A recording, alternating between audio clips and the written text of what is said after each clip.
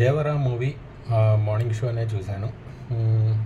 Story అయితే కనుక routine, background music అయితే కనుక ఒక కొండ ప్రాంతంలో ఉండే ఫైటింగ్కి ఒక సిటీస్ బ్యాక్గ్రౌండ్ మ్యూజిక్ ఇచ్చారు.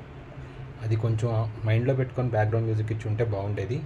హై లెవెల్ బ్యాక్గ్రౌండ్ మ్యూజికే ఇచ్చారు, బట్ మనకు అంత అనిపించడం. సాంగ్స్ అయితే కనుక చాలా యావరేజ్, బిలో యావరేజ్ అని కూడా చెప్పచ్చు.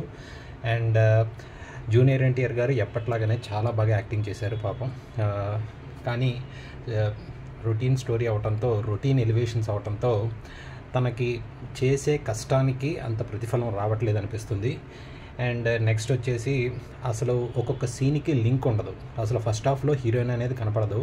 జాన్వీ కపూర్ని ఏదో తేవాలి, ఏదో పెట్టాలి అన్నట్టు పెట్టినట్టున్నారు, ఏదో ఒక సాంగ్ కోసం. తను ఒక 10 మినిట్స్ ఉంటుంది. ఆ 10 మినిట్స్లో కూడా 5 మినిట్స్ సాంగ్కి వెళ్ళిపోతుంది. అండ్ ఆ 5 మినిట్స్లో కూడా ఆ సాంగ్కిను, ఆ స్టోరీలో జాన్వీ కపూర్ ఇచ్చే ఎక్స్ప్రెషన్కి ఆ సాంగ్ వచ్చే లింక్ మధ్యలో ఉంటుంది చూడండి, అసలు లింకే ఉండదు. ఆ సాంగ్ ఎందుకు వచ్చిందో తెలియదు, ఏదో అన్నట్లు ఉంటుంది. ఇంకా అలాంటి సీన్లే చాలా ఉన్నాయి. ఇంకా ఫస్ట్ హాఫ్లోనూ అదే రుద్దుడు, హీరోకి విలన్కి మధ్యన రుద్దుడు అదే డబ్బా.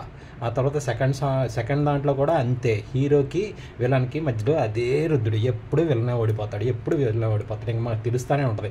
ఫస్ట్ హాఫ్లోనే చూపించిందే మళ్ళీ రిపీట్ చేసి చూపించావు కదరా, ఇంకా జాన్వీ కపూర్ని చూసి ఏదో ఆనందపడిపోవాలా అన్నట్లు కనీసం ఆ అమ్మాయినన్నా ఎక్కువసేపు చూపించుంటే బాగుండేదేమో. కానీ వరస్ట్ కింద ఉంది సినిమా అయితే కనుక. నేను అన్నిటికీ కలిపి 5కి 2.5 ఇస్తాను.